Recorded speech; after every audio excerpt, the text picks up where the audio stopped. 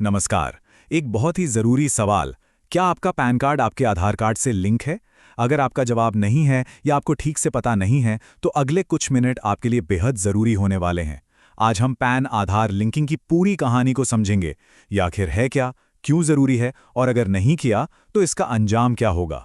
जी हाँ, और ये बात पैन आधार लिंकिंग पर बिल्कुल सटीक बैठती है। एक छोटा सा काम है जो अगर समय पर न किया जाए तो आगे चलकर ये एक बड़ी मुसीबत बन सकता है।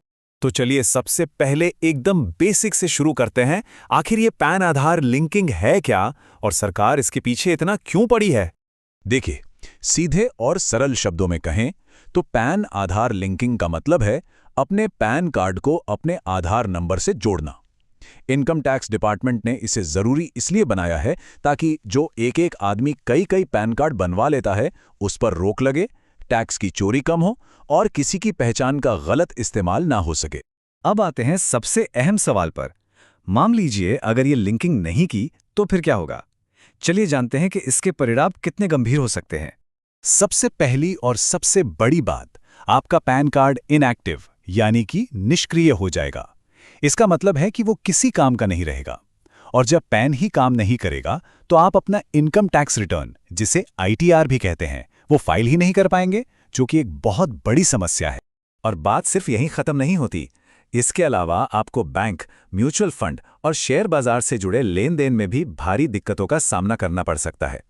इतना ही नहीं, अगर आपका कोई टैक्स रिफंड मतलब कि टीडीएस वापस आना है तो वो भी बीच में ही अटक जाएगा।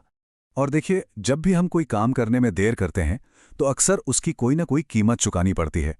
इस मामले में भी कुछ ऐसा ही है, जहां देर करने पर एक जुर्माना यानी पेनल्टी लगती है।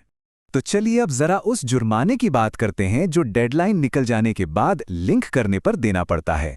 तो सवाल ये उठता है कि अगर आप डेडलाइन चूक गए हैं तो अब आपको पैन और आधार लिंक करने के लिए कितनी लेट फीस देनी होगी? जवाब है पूरे 1000 रुपये। जी हाँ, आपको पैन आधार लिंक करने से पहले ये 1000 रुपये की लेट फीस भरना जरूरी है। इसके बिना आपकी लिंकिंग की प्रक्रिया आगे ही नहीं बढ़ेगी। पर घबराने की कोई बात नहीं है, प्रोसेस अब भी मुश्किल नहीं है। अब हम आपको स्टेप बाय स्टेप बताएंगे कि आप घर बैठे बैठे ऑनलाइन ये प्रक्रिया आसानी से कैसे पूरी कर सकते हैं। देखिए, सबसे पहले इनकम टैक्स के ई फाइलिंग पोर्टल पर जाइए। वहां आपको लिंक आधार का ऑप्शन दिखेगा, उस पर क्लिक करें। फिर अपना पैन, आधार और मोबाइल नंबर डालिए। अगर लेट फीस लगनी है तो 1000 रुपये का ऑनलाइन पेमेंट कर दीजिए। और आखिर में आपके मोबाइल पर एक ओटीपी आएगा, उसे डालकर वेरीफाई करें। बस हो गया काम, आपको स्क्रीन पर सक्सेस का मैसेज दिख जाएगा। और हाँ, एक अच्छी बात यह है कि इस पूरे काम के लिए आपको किसी लैपटॉप या कंप्यूटर की जरूरत नहीं है। आप अपने मोबाइल के ब्राउज़र से भी बिल्कुल यही सारी स्टेप्स फॉलो करके पैन और आधार को आसानी से लिंक कर सकते हैं। अच्छा, प्रोसेस पूरा करने के बाद ये जानना भी तो ज़रूरी है कि लिंकिंग ठीक से हुई या नहीं। तो चलिए अब देखते हैं कि स्टेटस कैसे चेक करना है और कुछ ज़रूरी बातों का ध्यान कैसे रखना है। तो ये कैसे पता चलेगा कि आपका पैन और आधार सक्सेसफुली लिंक हो गए हैं या नहीं? इसका तरीका भी बिल्कुल आसान है। उसी ई फाइलिंग पोर्टल पर आपको लिंक आधार स्टेटस का एक ऑप्शन मिलेगा। बस उस पर क्लिक कीजिए, अपना पैन और आधार नंबर डालिए और आपको आपका करंट स्टेटस तुरंत पता चल जाएगा। अब कुछ बहुत ही ज़रूरी टिप्स। सबसे पहले ये ध्यान रखें कि आपका नाम और जन्म तिथि दोनों ही पैन और आधार कार्ड में बिल्कुल एक जैसे, सेम टू सेम होने चाहिए। अगर ज़रा भी फर्क है तो पहले उसे ठीक करवाइए। और हमेशा लिंकिंग के लिए सिर्फ सरकारी वेबसाइट का ही इस्तेमाल करें। किसी भी एजेंट को इसके लिए पैसे देने की कोई ज़रूरत नहीं है।